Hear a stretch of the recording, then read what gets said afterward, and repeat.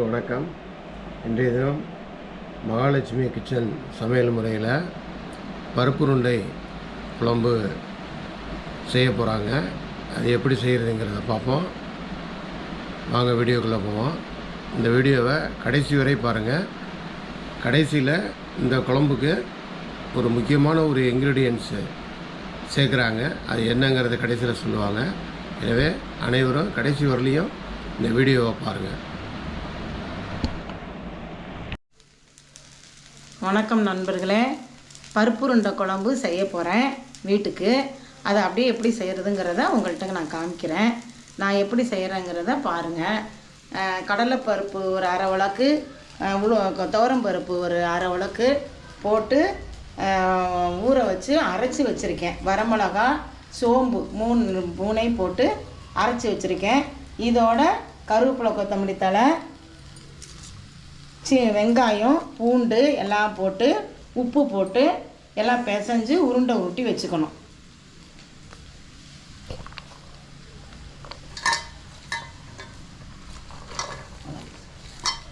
குழம்புக்கு எல்லாம் ரெடி பண்ணி வச்சுருக்கேன். முதல்ல உருண்டைக்கு நம்ம என்னென்ன பண்ணுறோங்கிறத உங்கள்கிட்ட சொல்லிவிட்டு அதுக்கப்புறம் நான் குழம்பு தாளிக்கிறது நான் உங்கள்கிட்ட காமிக்கிறேன். கருவேப்பிலை, கொத்தமல்லி தலையும் இதில் போட்டுடலாம்.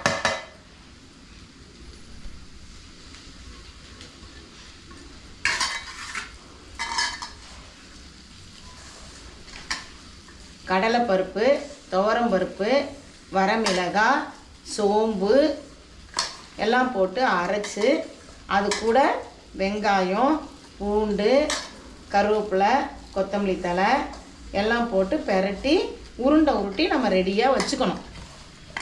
உப்பு போடணும்.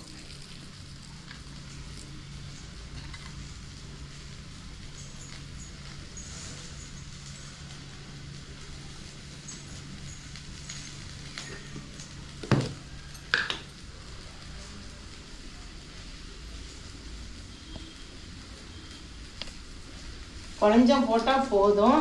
நம்ம குழம்புல உப்பு போடுறதுனால அதுவும் இதுவும் சரியாயிடும்.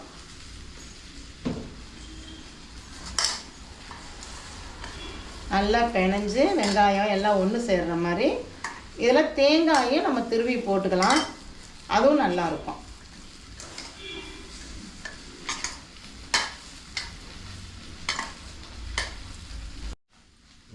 எல்லாம் பிணைஞ்சு வச்சுருக்கேன். இப்போ உருண்டையெல்லாம் உருட்டிட்டு உங்கள்கிட்ட காமிக்கிறேன். இப்போ குழம்பு இதை உருட்டி வச்சிடலாம். கொஞ்சம் நேரம் இருக்கட்டும். நம்ம அதுக்குள்ளே குழம்பை தாளிச்சிடலாம்.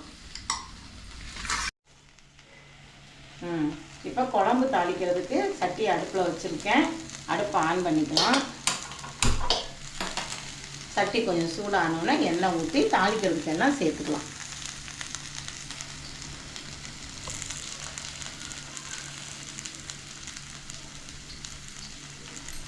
சட்டி சூடாயிடுச்சு.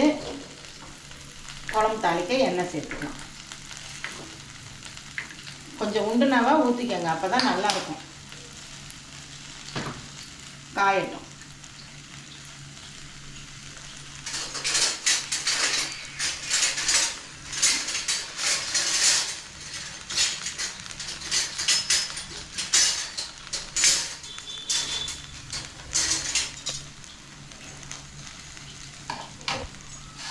இந்த உருண்டை குழம்புக்கு வெண்டைக்காய் பொரியல் அது இந்த அடுப்பில் ரெடி ஆகிட்டுருக்கு.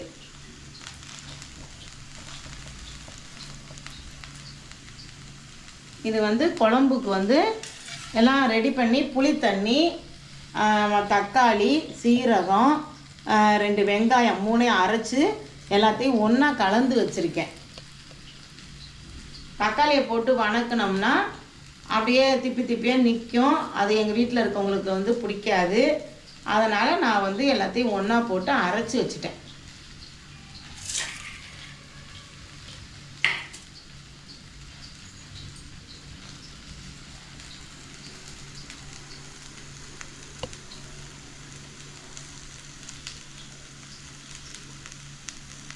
எண்ணெய் சூடாயிடுச்சு. இப்போ நம்ம என்னென்ன போடுறோங்கிறத பார்க்கலாம். கடுகு,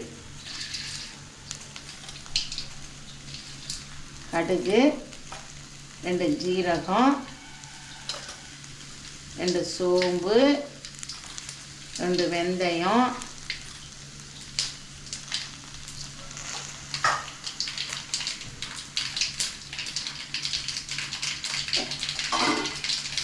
நல்லா பொரியுது. வெங்காயம், கருவேப்பிலை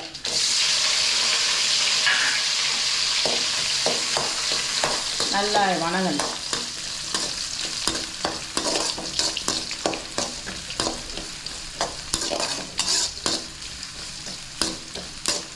நல்லா வணங்கட்டும்.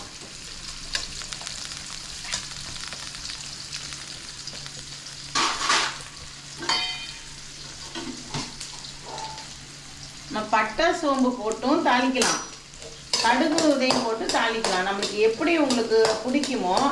எங்களுக்கு வந்து சோம்பு பட்டை போட்டால் பிடிக்காது, அதனால தான் கடுகு போட்டு தாளிச்சிருக்கோம். நல்லா வதங்குது. இதில் வந்து மசாலா ஜாமான் சேர்த்திக்கலாம்.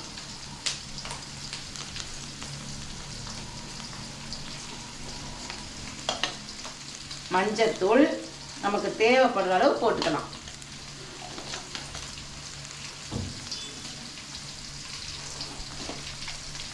கொஞ்சோண்டு மிளகாத்தூள்.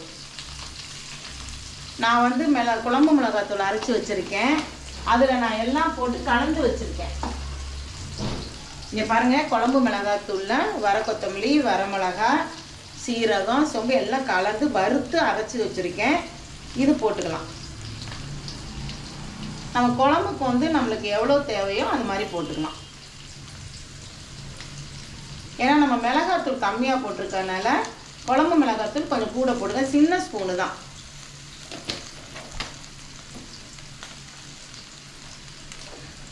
இதை நல்லா வதக்கிக்கலாம். நல்லா எண்ணெயிலேயே நல்லா கொஞ்சம் வதக்கிட்டோம்னா நல்லா வாசமாக இருக்கும்.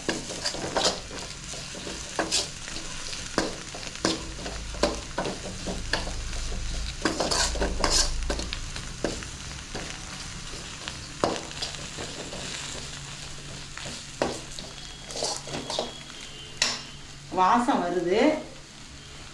நம்ம இந்த கரைச்சி புளி தண்ணி, தக்காளி, சீரகம்லாம் கரைச்சி வச்சுருக்க இந்த மசாலா இது குழம்ப இந்த தண்ணி இதில் ஊற்றிக்கலாம்.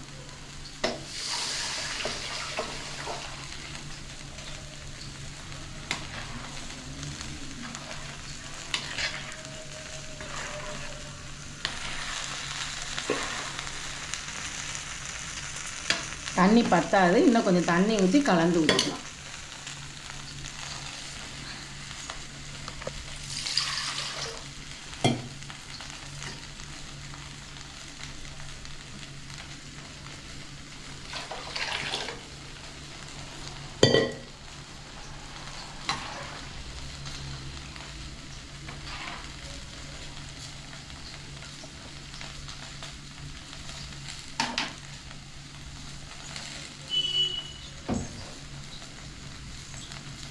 குழம்பு தூளில் கொஞ்சம் பெருங்காயத்தூள் போட்டுக்கலாம்.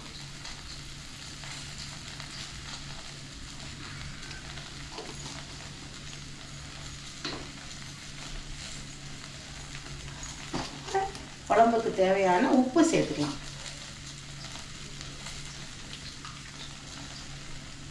சரியா இருக்கும்.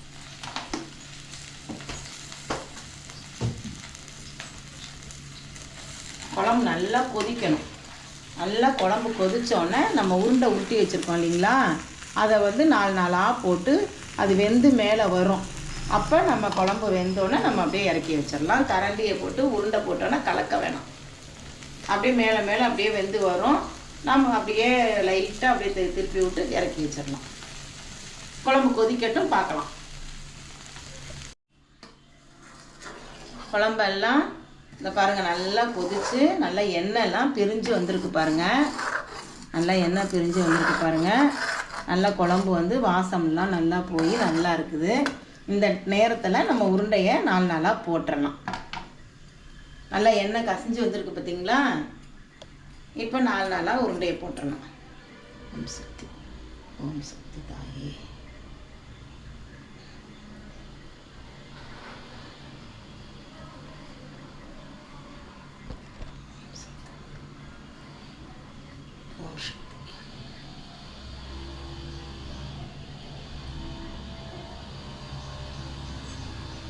இப்போ வெந்து மேலே வரும், அதுக்கப்புறம் மற்றதை போடணும்.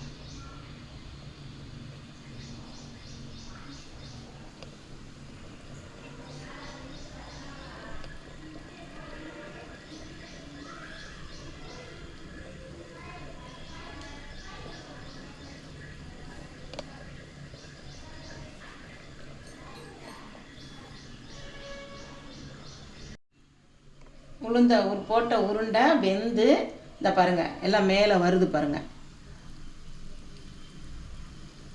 இங்கெல்லாம் மேலே வருது.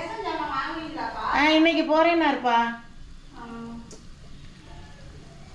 இப்போ மற்ற உருண்டையும் போட்டுடலாம்.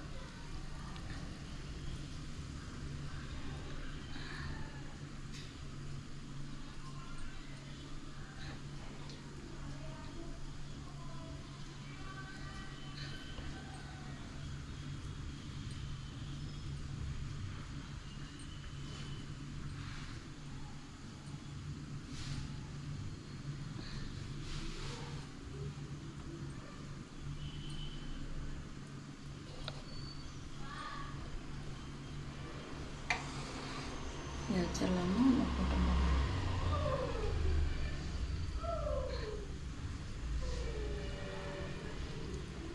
போடு. அதை போடலாமா? வடையாக போட்டுடலாமா?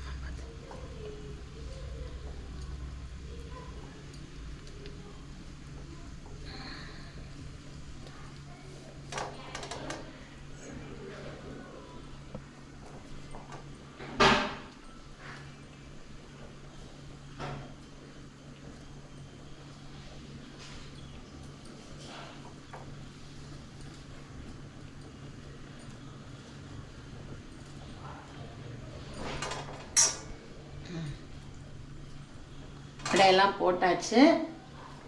இது எல்லாமே நல்லா வெந்து வரும். நம்ம வந்து ஒரு 10 நிமிஷம் கழித்து நம்ம ஆஃப் பண்ணிடலாம். நல்லா வேகட்டும்.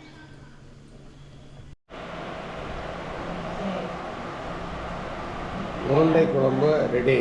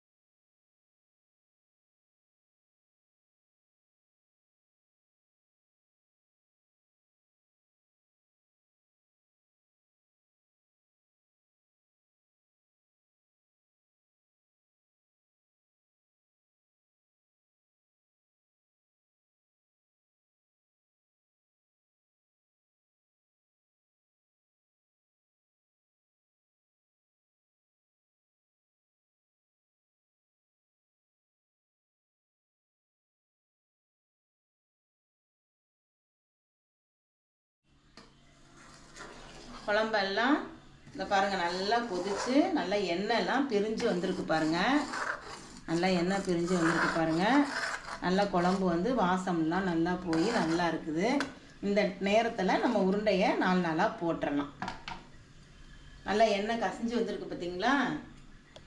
இப்போ 4 நாளாக உருண்டையை போட்டுடலாம். ஓம் சக்தி, ஓம் சக்தி தாயே.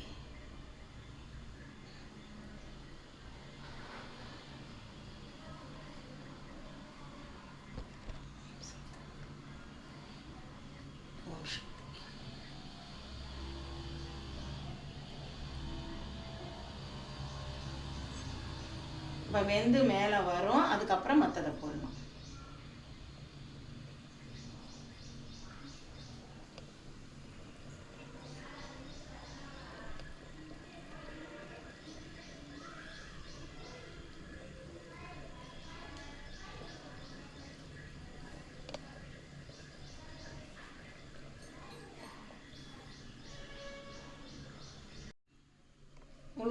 போட்ட உருண்டை வெந்து இந்த பாருங்க எல்லாம் மேலே வருது பாருங்க. இங்கெல்லாம் மேலே வருது. இன்னைக்கு போறேன்னாருப்பா. இப்போ மற்ற உருண்டையை போட்டுடலாம்.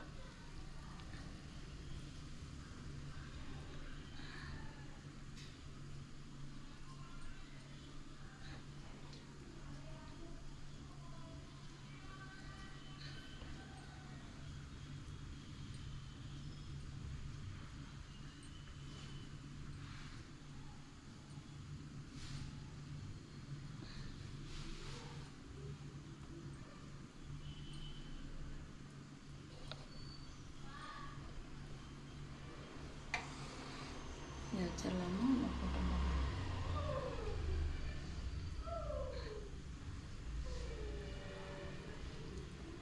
போடு. அதை போடலாமா? வடையை போட்டுடலாமா?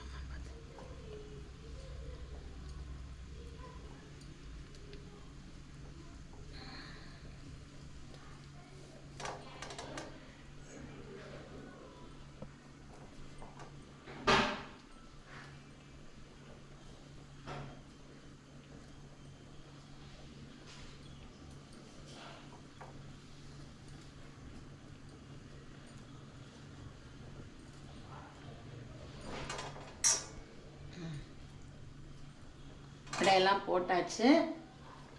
இது எல்லாமே நல்லா வெந்து வரும். நம்ம வந்து ஒரு 10 நிமிஷம் கழித்து நம்ம ஆஃப் பண்ணிடலாம். நல்லா வேகட்டும்.